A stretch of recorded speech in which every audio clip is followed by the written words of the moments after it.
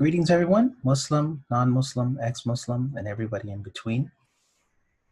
Welcome to Readings in Asbaab-un-Nuzool, an introduction. I recently had a group of non-Muslims who were asking me about hadith that were related to incidents that prompted verses or chapters of the Quran. And I told them that that phenomenon is known as Asbaab-un-Nuzool. And so they asked me what were some works that they could look into or read to get a better understanding of that. And as I started to make some suggestions, some of them noticed that they were written by Muslims. And so I told them there's not a lot out there that's written by non-Muslims. There is a lot out there in the sense of what's written by Orientalists, but there's still some religious ties to it. So they asked if I could just put together just something very brief and short about Asbaab-un-Nuzool. And I put this together as just a very quick introduction for them. And then I decided, well, what I'll also do is provide the way in which Asbaab-un-Nuzool works. And so I started off looking at probably about 45 hadith, and I said, no, that's too many. I know my schedule won't allow me the time to cover all that next semester. So I said, well, let me just pick 10 of them, 10 of the most interesting to me, and then make a video each month about those and just comment on them, just to show people, you know, how Asbaab-un-Nuzool works. And so what I did was I put together this particular video explaining Asbaab-un-Nuzool. Like I said, just very, very short time. I'm not going to take a lot of time here and just show how it works. And it's going to be from my own aspect. It will definitely be from an Orientalist perspective. And my concern when I read the hadith that are related to Asbaab-un-Nuzool is I usually like to explore that dialectic of text and history that's embedded within an ayat or a surah, or ayat meaning verse, the surah meaning a chapter, or a hadith. And also, I like to focus on aspects of discourse. Now, for those of you who haven't seen the first video that I did, I have a video on my channel, an introduction to CSDA. That's Critical Salafi Discourse Analysis.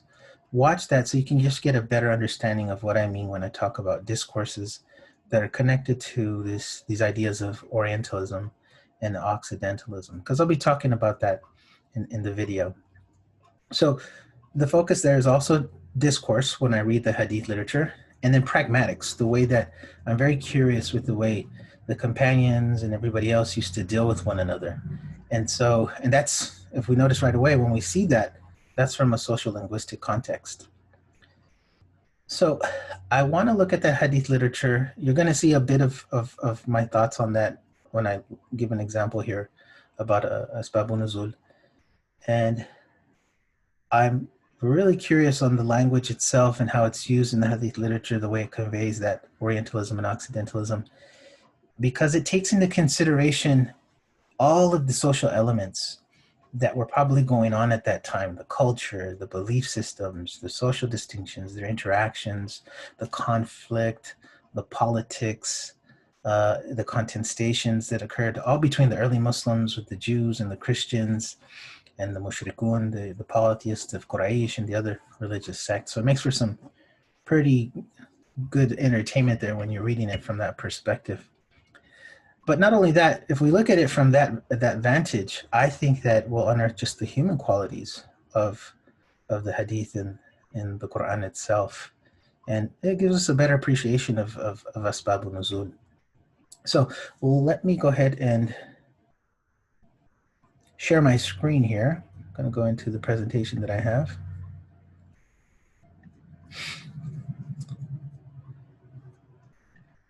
And we'll take it from the beginning here. And if you don't mind, I just need a little sip of beer. Oh, nice. And let's take a look here. So I'm going to talk about these areas here. The purpose of the video: what is Asbaab-un-Nuzool? Talk about really quickly the 4 asbab works, and then get into using Asbaab-un-Nuzool in understanding historical context and discourse in light of the hadith readings. And then we'll have a few considerations to look at. So the purpose of the video presentation, just kind of like I said here at the beginning, we want to introduce non-Muslims to the genre of Quranic commentary known as Asbaab-un-Nuzool, and it's strictly from a non-religious perspective. So what is Asbaab-un-Nuzool? So we have three things to consider here. Asbaab-un-Nuzool is a sub-branch of Tafseer.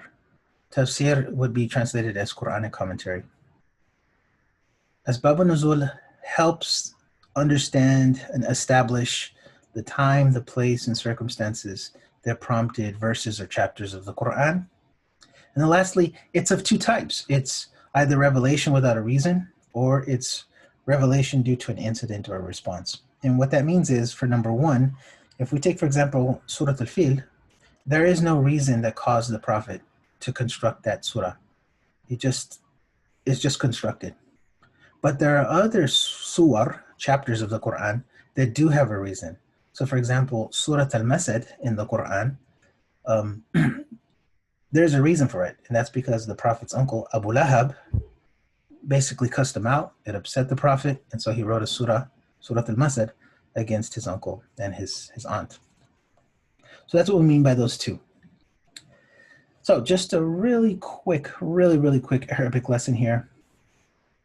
Asbaab-un-Nuzool, when we're talking, when I use that word, we have here A-S-B-A-B-A, silent L, which would be an N, Z, this would be considered like a double O, and then L.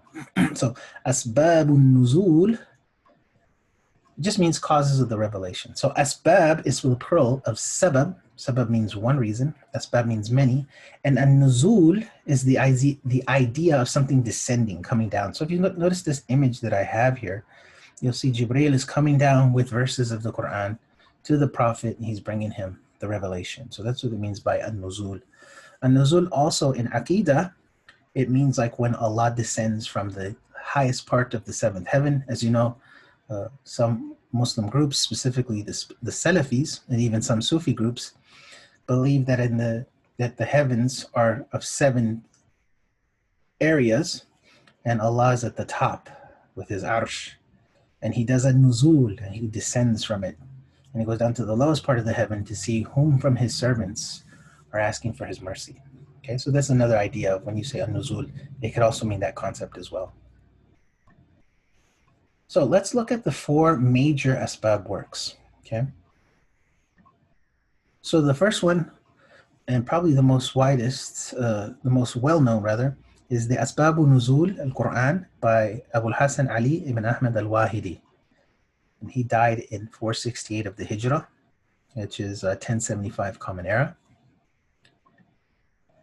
Asbaab-un-Nuzool wa Qisas al-Furqaniyya by Muhammad ibn As'ad al-Iraqi.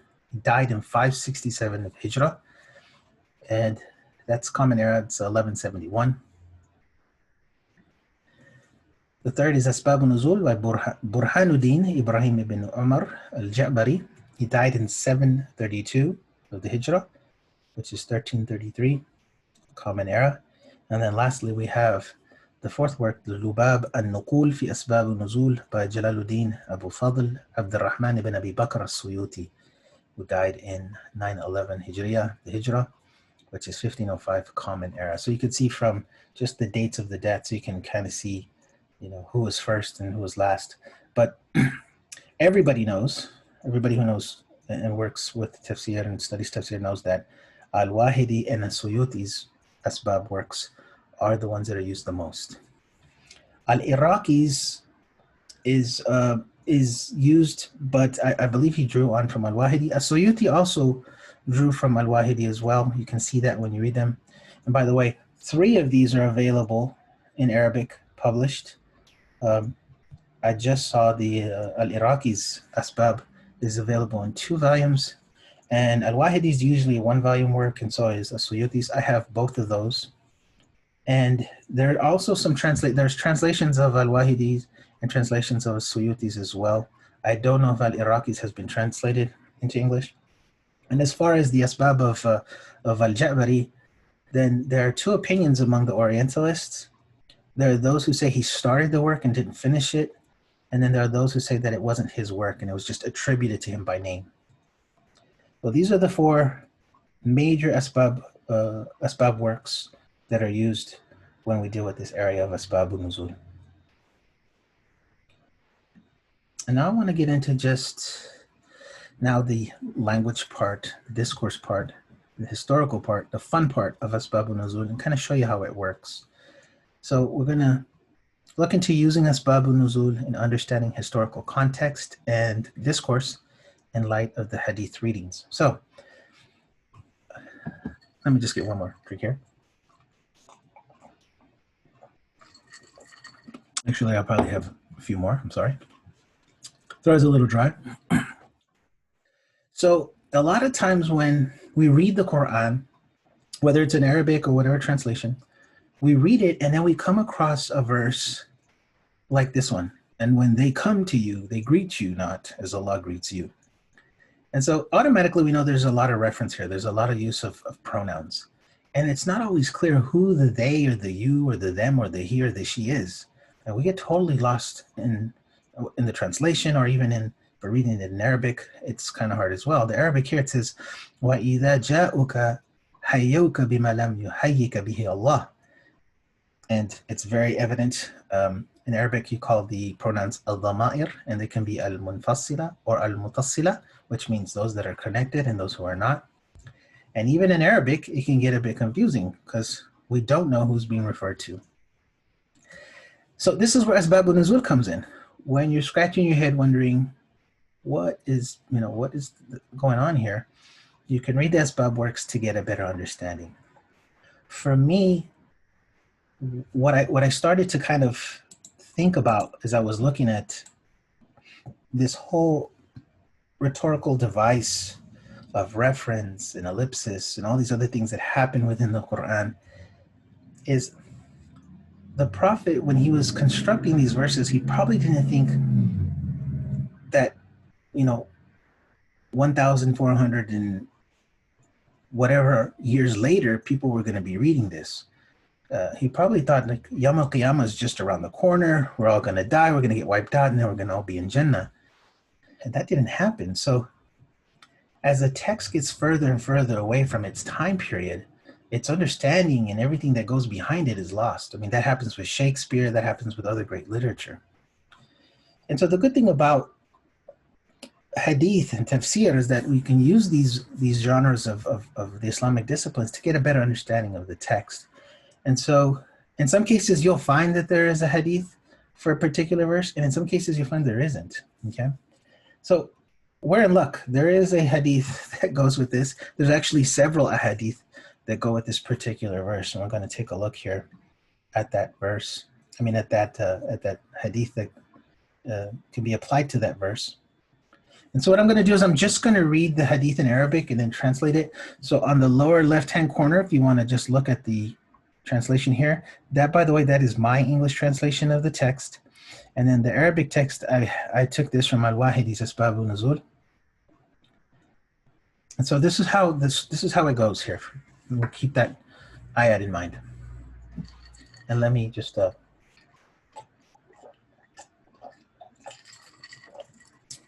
excuse me, I'm sorry. Just want to make sure my mouth is moist as I read, translate. So keep in mind the narrator is Aisha. She's the mother, she's called al-Mu'mineen. She's the mother of the believers. And she was the wife of the Prophet Muhammad. And she's narrating the narration. So she says, جَاءَ نَاسٌ مِنَ الْيَهُودِ إِلَى النَّبِيِّ. It says a group of the Jews, they came to the Prophet, فَقَالُوا, and they said to him, السَّلَامُ عَلَيْكَ يَا أَبَا الْقَاسِمِ. May death be upon you, Abu Qasim. فَقُلْتُ, so I said, السَّلَامُ عَلَيْكُمْ وَفَعَلَ اللَّهُ بِكُمْ. So Aisha says, I said to them, may death be upon you all, and may Allah cause it to be among all of you, meaning the entirety of the Jews. فَقَالَ رَسُولُ اللَّهِ. So then the Messenger of Allah, he says, مَا يَا عَيْشَةَ فَإِنَّ اللَّهَ تَعَالَى لَا يُحِبَّ الْفَحْشَ وَلَا تَفَحُّشَ. So the Prophet, he says to Aisha, and this word mah is like a word like, how can you use that? And kind of how we say astaghfirullah, So it's in this way, she's he's saying to her, admonishing her, Aisha, you know, indeed, Allah Most High does not love al-fahsh, which means to use foul language, nor does He love tafahush. Tafahush would mean to reciprocate. So somebody says something in a lewd language, and you respond to them with lewdness. Okay, it'd be equivalent to, in our days, if someone said, death be upon you, today we would laugh at a person. Like, what are you talking about? But it would be equivalent in our times if someone said, like, fuck you, and then say, no, fuck you too. That would be at the fahush, the idea of someone saying something fahish, derogatory, something just foul like that, and then you responding with something foul. So that is the equivalent here in this discourse. فَقُلْتُ, so Aisha, she says, Ya Rasulullah, أَلَسْتَ تَرَ مَا يَقُولُونَ? So didn't you hear what they said? قَالَ, so the Prophet says to her, أَلَسْتَ تَرَيْنَ أَرُضَّ عَلَيْهِ مَا يَقُولُونَ? Did you not hear what I said to them? أَقُولُ وَعَلَيْكُمْ, I said to them, and be unto you, without saying Assamu. He said alaykum, and unto you, right? وَنَزَلَتْ هَذِهِ الْآيَةِ فِي ذَلِكَ. And so Aisha says that this verse was then revealed. So when we get that perspective and we read the hadith like this, we now know when we look at the verse, and when we know they is talking about the Jews, come to you, we know that you means Muhammad, means that Allah is talking to Muhammad, and they, the Jews, greet you, Muhammad, not as Allah greets you, right? And so what that does is this gives us this understanding in this discourse and this whole area of pragmatics, this whole idea of this verbal exchange. We get the Prophet and his wife on one side, and we get the Jews of Yathrib on the other. And what we understand from this, reading this, is that this particular narration, it serves to promote the Prophet as the upholder of upright values, and Islam is the true religion over Judaism. As an Oriental, the Prophet uses self-Orientalism that negatively, which is negative Orientalism, portrays the Jews, who are Orientals themselves, as other, right? The moiety, us versus them, within the historical time frame of old Orientalism. From a social linguistic and social pragmatic perspective, both the Prophet and Aisha display dual roles in their spoken discourse. One is an example of what a good Muslim is supposed to do, the other being the example of what a bad Muslim is not supposed to do. Historically, we know that the Muslims were in control of Medina at this time, and their agency of power is revealed in the narrative. They are the ones who are in control. And then lastly, from the discourse, what we can derive from it is the narration further clarify who is meant by they and you, as I just talked about. And for me, that reveals a human reason and construction of the verse, right? Now let's look at the Jews of Yathrib. And I have 4 points here. One is the narration serves to demoralize the Jews as a group of transgressors, determined to discredit the Prophet and the religion of Islam through evil behavior, arrogance, rejection of Muhammad, and constant lies. So your common anti-Semitic tropes. Or this could be considered also anti-Jewish trope.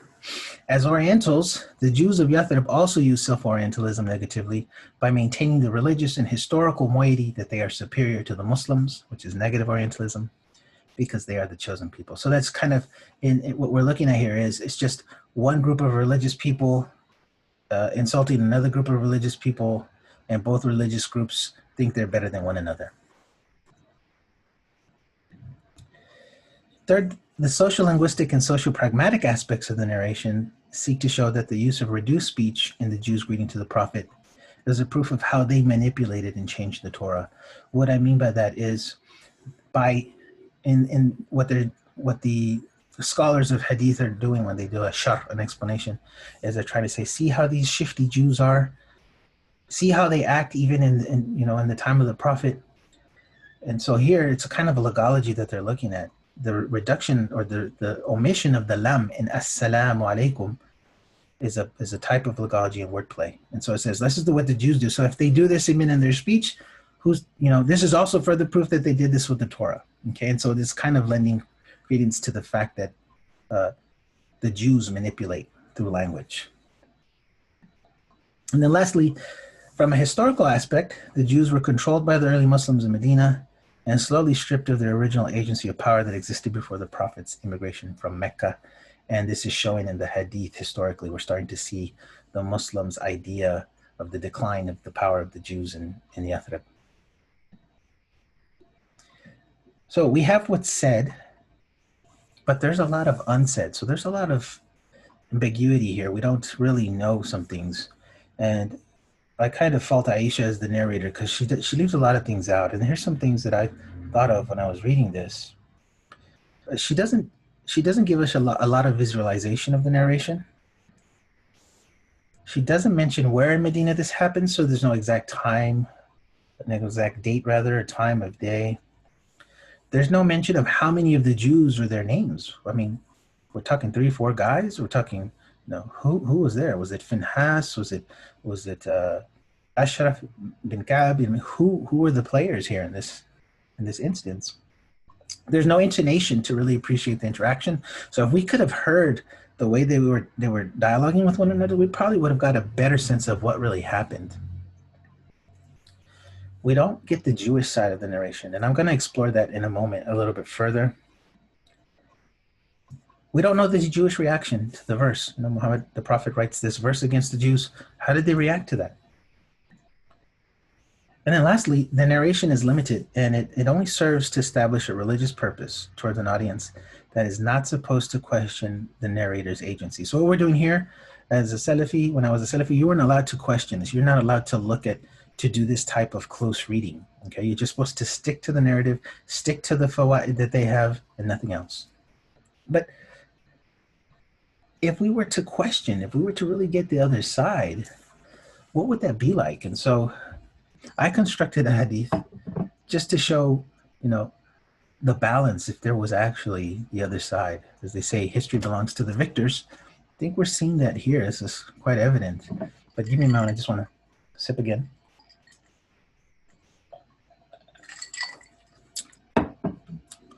So I'm going to read this hadith, fabricated, mawdu', of course. It says, it was narrated by Finhas bin Azura that he was walking with Qais bin Zayd and Abu Rafi from the synagogue when they came across Muhammad walking with a few of his companions and their wives behind them. I, Finhas, decided to initiate a greeting to Muhammad, so I said to him, "Peace, O Abul Qasim." There was a brief, awkward pause, and for a moment, my companions looked at Muhammad and his followers, then back at one another. Suddenly, a small girl, no older than 11, began to curse at us, saying, "May death be upon you as well." At the same time, Muhammad said, "And unto you all." I was confused. So I asked, why such harsh words, to which one of his companions said, "You know what you did. You said Sam instead of As-salam." My companions looked back at me in amazement and embarrassment. I replied, "Ridiculous. I said no such thing. I merely gave him the greetings of peace, not death." Qais told me not to argue, as it would be futile to do so. I apologized for the misunderstanding, but Muhammad and his companions walked away with their noses in the air. Later that evening, while I was in my study reading the Torah, a student came to me and said that Muhammad had constructed some words about me in his Quran. When I read them, I laughed. I then knew that the Quran could not be Allah's word, and I continued in my recitation, pleased that Allah had shown me Muhammad's bad manners. So that's a what if. Imagine if we had just the other side to the story, how much clearer we would have understood the scenario. As I said, there's two sides to every story. So that's something that came to my mind as well, and something I always entertain now as I start to read these hadith as an ex-Salafi. And then there's something else that I want to talk about pragmatics-wise. I don't want to spend too much time on it, but what if, or it's quite possible that the Prophet or any of the group that was with the Prophet and with Aisha could have misheard, like, Assalamu alaikum. I mean, you're saying it very fast. There's a chance you can misunderstand that or mishear it. And I say that because the word Sam here is it brings back memories of my time in Saudi Arabia when I lived there. And I remember when I used to attend the durus of Sheikh Fawzan, the Sheikh, he would be at the masjid, he would teach, he would sit in the front here, and it's like this table, and he had this chair, and he had like this little glass of bottled water that he never drank. And there's a reason why, some students told me, but I'll save that for another day. And then there's a qari, a reader on the side with the metin, and then he's sitting on the floor with the microphone, and he'll read. And Sheikh Fawzan, whenever he wants the reader to read from a text, he'll say Sam. Now, Sam has a lot of different meanings in Najdi Arabic. It could mean go ahead. It could also mean yes. And it can also mean curse. But whenever Sheikh Fawzan would use it, he would say sem, he would mean read. And so, for example, if he said sem to the reader, then the reader would say, Bismillah ar-Rahman ar-Rahim, قال المؤلف رحمه الله تعالى ذكر الله سبحانه وتعالى في كتابه الكريم. You know, I need to start to read. And I noticed sem being used another way. There was some times where I would ask for directions, or whenever I would ask for somewhere, you know, where's a place to make wudu or something. Whenever I would ask an older Saudi, I always would hear, if I would say, Ya Sheikh, and he would say Sam, meaning yes, go ahead, what is your request? And so it was used that way. So I remember one day, after about a few weeks of hearing that, I was sitting down on my table, and I told my students, I used to have my students all sit on the side of the wall and then in the back of the wall, so I could see all of them, whatever they were doing. And we were going through a lesson, and I told one of my students, you know, I want you to read. And then I said to my student, his name was Yazid, I'll never forget him, Yazid from Hayil. I said to him, Sam. And Yazid, he gave me this look, you know, like, and then he just said, Teacher, Sam Allah aduwak, right? Which is this word that you see down here. Okay, so I said sem, meaning go ahead, read, as I had learned the Najdi way. And Yazid heard not sem to go ahead, he heard sem meaning curse be upon you. And so Yazid tells me, Sam Allah aduwak, meaning may Allah curse your enemies, teacher, right? Don't curse me, may Allah curse your enemies. And so I immediately knew what he was saying, and we laughed. And so what we would do every day, whenever it would get boring in class, we'd make sure to practice this particular ritual, right? We would say, Sam, you know, Sam Allah aduwak. So if a student would say to me, Teacher Sam, and I would say, Sam Allah aduwak. Or if I said to a student, you know, Ya Naif, Sam, it would be Sam Allah aduwak. And everybody would do this, you know. And so it's possible, maybe the Prophet, you know, didn't hear him right. You know, maybe he did say, mean Sam in another way, but that's just a what if from an aspect of pragmatics that came to my mind as I was hearing this. It's something that I thought I would share for this. So there's some considerations, our last considerations, as we wind down here, and there are two of them. Our first consideration will be for the religious people, the ultra-religious. They're going to look at these narrations that occur in the Asbab genre as being proof of how the divine revelation was sent down to the Prophet. And while there is that religious aspect, we ask the religious to also consider the non-religious aspect. And that is, the Asbab Hadith for us prove the human compilation of the Quran, and that the Prophet was its author. Something to consider. So that brings this to an end. Just give me one more minute.